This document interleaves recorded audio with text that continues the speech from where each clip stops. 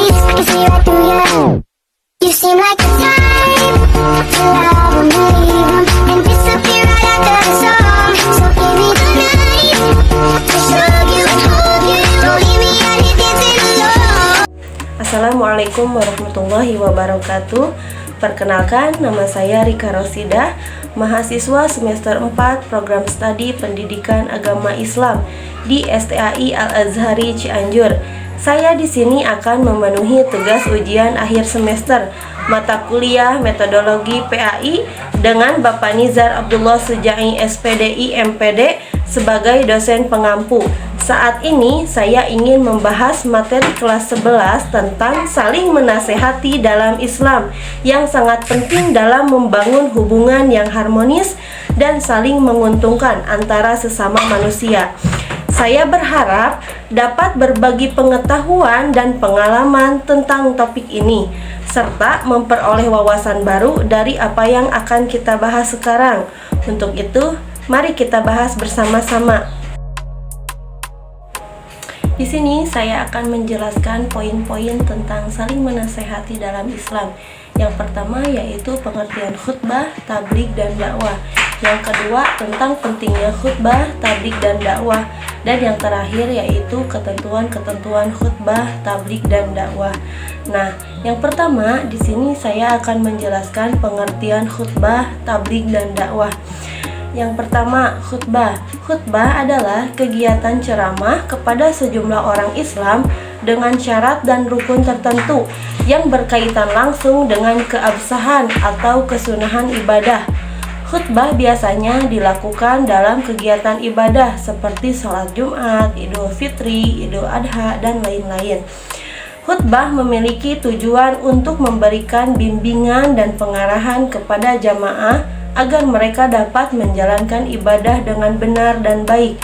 Khutbah juga dapat menjadi sarana untuk meningkatkan kesadaran dan keimanan jamaah. Yang kedua yaitu tabligh. Tabligh adalah kegiatan menyampaikan pesan Allah Subhanahu wa Ta'ala secara lisan kepada satu orang Islam atau lebih untuk diketahui dan diamalkan isinya. Tabligh dapat dilakukan dalam berbagai bentuk seperti ceramah, pengajian, atau diskusi. Tabligh juga memiliki tujuan untuk memberikan pengetahuan dan pemahaman tentang ajaran Islam kepada orang lain. Kemudian tabligh juga dapat menjadi sarana untuk membangun kesadaran dan keimanan masyarakat.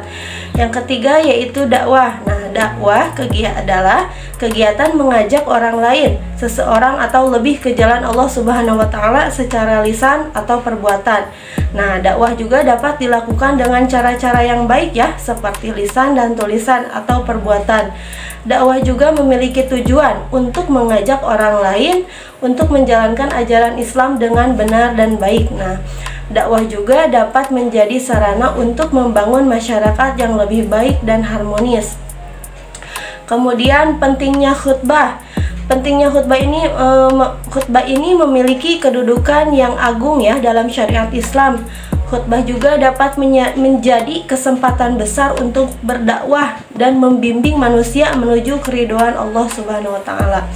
Oleh karena itu, seorang khatib juga harus memahami akidah yang benar dan memperhatikan keadaan masyarakat. Khutbah juga dapat menjadi sarana untuk meningkatkan kesadaran dan keimanan jamaah. Yang kedua yaitu tabligh. Tabligh adalah salah satu sifat wajib bagi Rasul. Kita sebagai siswa muslim ya punya tanggung jawab untuk meneruskan kebiasaan bertabligh. Nah, tabligh juga dapat membantu kita untuk memahami dan mengamalkan ajaran Islam dengan lebih baik. Tabligh juga dapat menjadi sarana untuk membangun kesadaran dan keimanan masyarakat. Yang ketiga yaitu dakwah. Nah, dakwah ini adalah salah satu kewajiban umat Islam. Dakwah juga bertujuan untuk mewujudkan kebahagiaan dan kesejahteraan hidup di dunia dan di akhirat. Dengan berdakwah, kita juga dapat membantu orang lain untuk memahami dan mengamalkan ajaran Islam dengan lebih baik. Dakwah juga dapat menjadi sarana untuk membangun masyarakat agar lebih baik dan harmonis.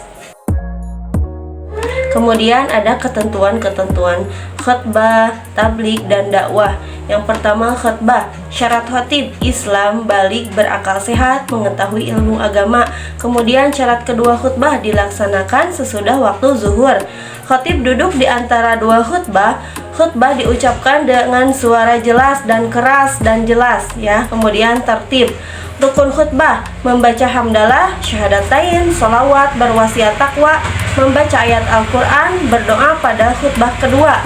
Kemudian adab khutbah: khatib harus berdiri dengan tegak menghadapi jamaah dan berbicara dengan jelas dan tidak terlalu panjang. Kemudian ketentuan tabligh: tidak ada ketentuan khusus ya, tetapi sebaiknya dilakukan dengan cara yang baik dan bijak. Seorang mubalik harus memahami materi yang akan disampaikan dan dapat menyampaikan dengan efektif. Tabligh juga dapat dilakukan dengan cara-cara yang kreatif dan inovatif. Kemudian yang ketiga, dakwah. Nah, dakwah dapat dilakukan dengan cara-cara yang baik seperti lisan, tulisan, atau perbuatan. Seorang dai harus memahami materi yang akan disampaikan dan dapat menyampaikannya dengan efektif. Dakwah juga dapat dilakukan dengan cara-cara yang kreatif dan inovatif.